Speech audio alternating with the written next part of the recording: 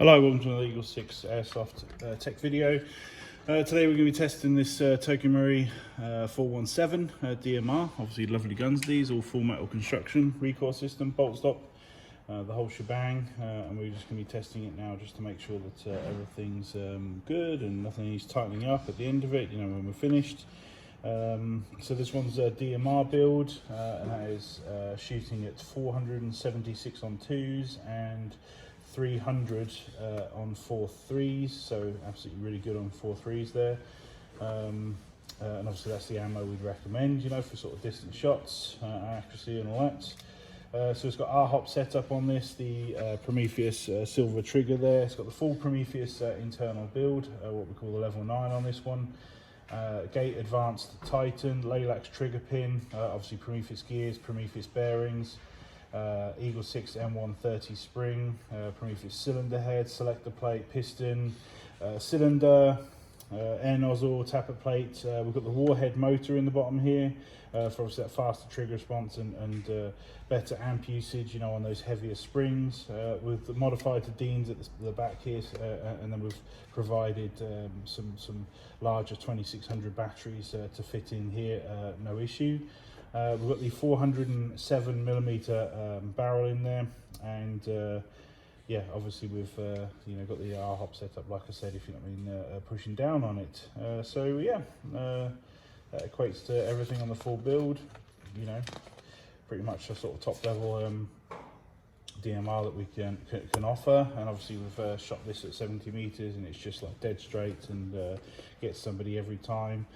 You know, sort of chest size, and then obviously you've got the ability to overhop that ammo and, you know, sort of not do a straight shot.